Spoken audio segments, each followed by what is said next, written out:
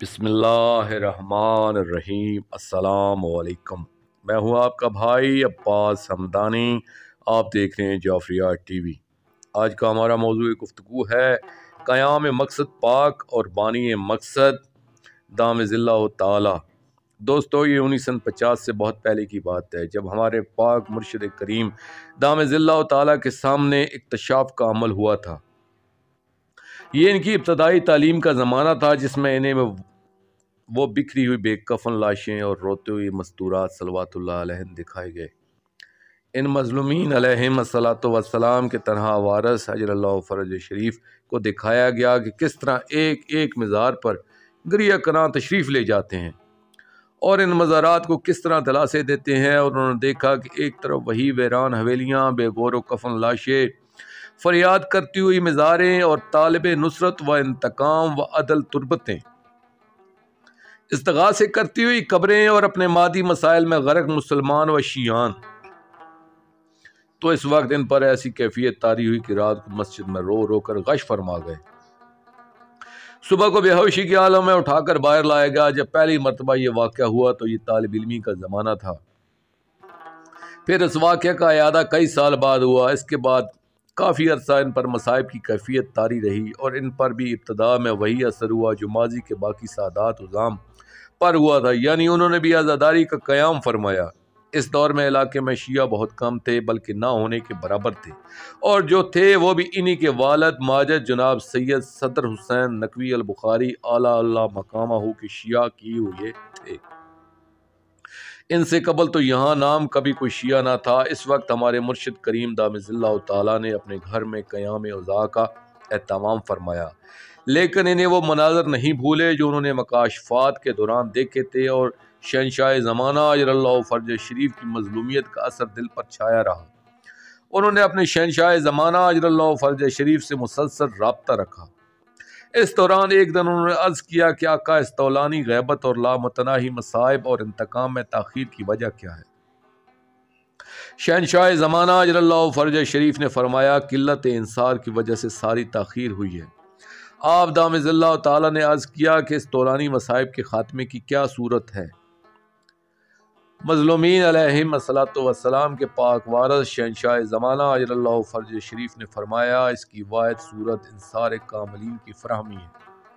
इसके बाद हमारे मुर्शिद करीम अजलल्लाहु फ़रज शरीफ ने फ़राहमी इंसार की मुहिम शुरू फरमाई और लोगों में दुआए ताजील फ़र्ज का शऊर बेदार करने की कोशिश की, जिसकी इब्तिदा में बहुत मुखालफत भी हुई, मगर उन्होंने मुखालफिन की कार्रवाइयों से बेनियाज होकर अपने मिशन को जारी रखा और किसी को कोई जवाब तक देना मुनासिब न समझा, और आपने अज़ादारी और दुआ को मिलाकर चलाने का इंतज़ाम फरमाया और मातम में आप पेश रहे। जंजीर जनी में सबसे पहले आप ही जंजीर निकाल कर मातम फरमाया करते थे, क्योंकि अज़ादारी के क़याम का मकसद ही फ़राहमी इंसार था। माजी के सादात उज़ाम और फ़ुकरा और रूहानीन और बानीन ने क़याम अज़ा फरमाया था, तो इसका मकसद भी यही था, मगर इसे ज़ाहिर नहीं किया गया था, जिसकी वजह से बाद वालों ने आज़ादारी को एक दूसरी शक्ल दे दी और ये एक रस्म और रवायती बन गई, और शिया कहलाने वालों ने इनके मकासद को भूल भुलाकर आज़ादारी का सिर्फ वो पहलू याद रखा जो उनकी अपनी ज़ात से तल्लुक़ रखता था, यानी रोने से जन्नत मिलने वाली है, रोने से गुनाह माफ़ हो जाते हैं, रोने से मादी मसाइल हल हो जाते हैं, आज़ादारी से माल व औलाद में बरकत पैदा होती है, इजाफा होता है, नजात यकीनी होती है, और बस इसके बाद तो ये आज़ादारी एक बहुत बड़ा धंधा बन गया, जिसमें तरह तरह के मकासद लेकर आने वालों ने अक्सर असल मकसद ही को ख़त्म कर दिया।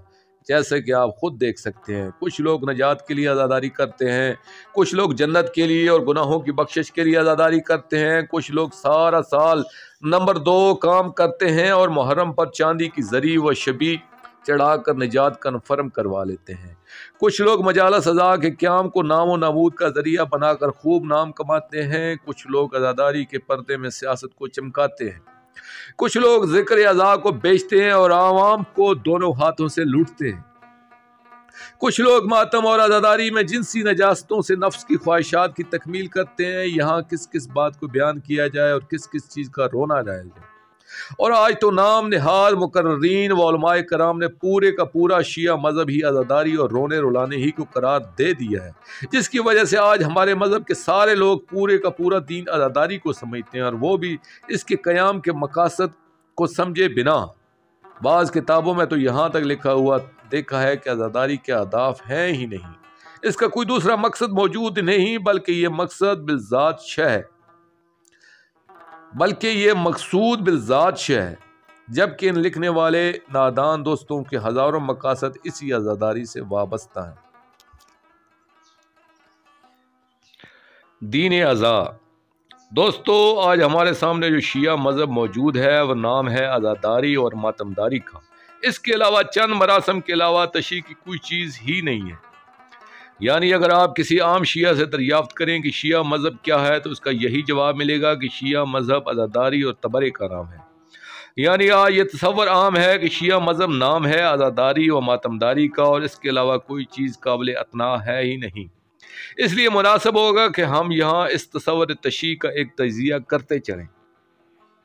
दोस्तों, ये मज़हब तशरीह व शियत 61 हिजरी से पहले भी मौजूद था। क्या कभी आपने ये भी सोचा कि वाक़या करबला से पहले जब आज़ादारी का क़याम आम नहीं फरमाया गया था तो इस वक्त शिया क्या करते थे, यानी इनका लाइफ स्टाइल या ट्रैक ऑफ लाइफ, ज़ाब्ता अमाल और इनकी पहचान क्या थी? क्योंकि इस दौर में आज़ादारी तो कायम हुई नहीं थी। इस वक्त न ज़ाकर थे, न नुआ ख्वान, न मरसिया निगार, न मजालस अज़ा, न शबीए, न जंजीर जनी, न कमा जनी, न सीना जनी। यानी आज जो चीज़ें हमारी पहचान है और जो कुल्ली तौर पर तशरीह समझी जाती हैं, इनमें से कोई एक चीज़ भी मौजूद ना थी। तो इस वक्त शिया क्या करते थे? अब दूसरी तरफ हम देखते हैं कि जब शहंशाह ज़माना अजरल्लाहु फर्ज शरीफ का खरूज हो जाएगा और इनकी अब्दी खुशियों का क़याम हो जाएगा, तो इस वक्त भी आज़ादारी और मुतलकात अज़ा न रहेंगे, क्योंकि इस वक्त सारे मासूमीन अलैहिमुस्सलातु वस्सलाम दुनिया पर तशरीफ़ लाएंगे, मज़लूमीन की बहाली का अमल होगा और दौरे आले मोहम्मद अलैहिमुस्सलातु वस्सलाम की मुसरतों का दौर है। और शिया की पहचान यही बयान हुई है, यानी शिया हमारे गम से गमगीन होते हैं और हमारी खुशी से खुश होते हैं। जब सारी आले मोहम्मद अलैहिमुस्सलातु वस्सलाम की खुशियाँ हो रही होंगी, तो इस दौर में तो आज़ाद दुश्मन के घर में होगी। शिया तो पाक ख़ानदान अलैहिमुस्सलातु वस्सलाम की खुशियों से सरशार हो रहे होंगे, तो आज़ादारी व मातमदारी तो नहीं रहेगी। अब आप सोचें, इस दौर में आज़ादारी तो नहीं होगी, मगर शिया आम शिया नहीं बल्कि कायनात के कामल तरीन शिया होंगे। तो वो इस दौर में क्या करेंगे? इनके अमाल हयात क्या होंगे? इनके इबादत क्या होंगे? क्योंकि आज की सबसे बड़ी इबादत यानी आज़ादारी और मातमदारी तो रहेगी नहीं। फिर इस दौर में शिया की पहचान क्या होगी? वो ज़िंदगी किस तरह गुजारेंगे? इनकी एक्टिविटीज़ क्या होंगी? आज का एक आम आदमी कभी इसके बारे में सोच भी नहीं सकता कि इस वक्त क्या होगा या माजी में वाक़या करबला से पहले क्या हो रहा था, जो शियों की पहचान और मकसद हयात रहा है। दोस्तों, बात यह है कि शिया की सिर्फ एक पहचान है और वो है वली अल असर अलैहिस्सलातु वस्सलाम, ज़माने की हुज्जत और इमाम अलैहिस्सलातु वस्सलाम की नुसरत करना। शियों की मरकजियत ज़माने का इमाम होता है, वही इनके लिए सब कुछ होता है। वो तौहीद के इरादों को भी ज़माने के इमाम के आईने में देखते हैं और अपने तौहीद से मुतल्लिक़ रवैयों को भी ज़माने के इमाम के पैमाने पर तोलते हैं, क्योंकि हमारा अकीदा यही है कि इमाम ज़माना अलैहिस्सलातु वस्सलाम ही सब कुछ होते हैं। इनकी रज़ा अल्लाह की रज़ा होती है, इनका गज़ब व सख़त अल्लाह का गज़ब व सख़त होता है, इनकी नुसरत अल्लाह की नुसरत होती है, इनकी मोहब्बत अल्लाह की मोहब्बत होती है, इनका इनकार अल्लाह का इनकार होता है। यानी इमाम ज़मान अलैहिस्सलातु वस्सलाम ही अल्लाह जल्ले जलालहू का वसीला अतम और अकमल होता है। इनकी गुलामी और अब्दियत अल्लाह जल्ले जलालहू की गुलामी व अब्दियत होती है। इनका हलाल करदा हलाल होता है, इनका हराम करदा हराम होता है, क्योंकि इमाम ज़मान अलैहिस्सलातु वस्सलाम अल्लाह की ज़बान नातक होता है, इसका तर्जमान होता है। इसके सफ़वात व खसाइस मोहब्बत, गज़ब, मिलान, नफ़रत, बयान व अहकाम, खज़ल व सख़त का वास्ता होता है, बल्कि इसकी ज़ात तक के इज़हार का ज़रिया होता है। इसलिए हर दौर में शियों ने नुसरत व अतात इमाम ही को दीन करार दिया है।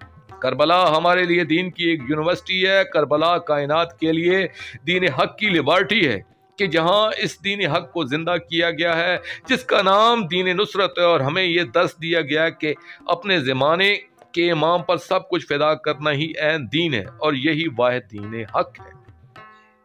यही दीन करबला से पहले भी था और बाद खरूज भी रहेगा। और मलक आल मोहम्मद अलैहिस्सलातु वस्सलाम में हुकूमत इलाहिया के क़याम के बाद भी दीन नुसरत ही राइज रहेगा और हर शिया अपने शहंशाह ज़माना को असिस्ट करेगा। गोया इंसान का यही महराज होगा कि इस दौर में इंसान अल्लाह का मावन कुली हो जाएगा।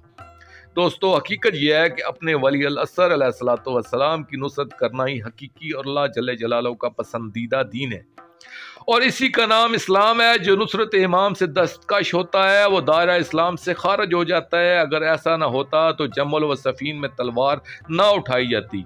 ये तलवार उठाकर साबित किया गया कि कुली दीन अपने वली अल असर अलैहिस्सलातु वस्सलाम होते हैं। अगर इनकी नुसरत न की जाए तो दीन बाकी नहीं रहता।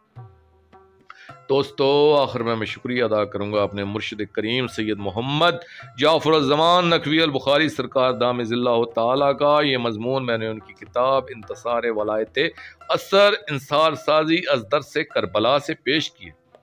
और आखिर में अपने पाक करीम आका की बारगाह में दुआ करेंगे, अल्लाह जल या वली अल मज़लूमीन या वली अल असर या सफ़ीनत अल नजात या फौज़ अल अज़ीम अजरल्लाहु ताला फ़रजक व सल्लवातुल्लाह अलैका या रब्बा मुहम्मदिन व आले मुहम्मद सल्लल्लाहु मुहम्मदिन व आले मुहम्मद वज्जिल फ़रज आले मुहम्मद सल्लल्लाहु अलैहि व आलिहि वसल्लम।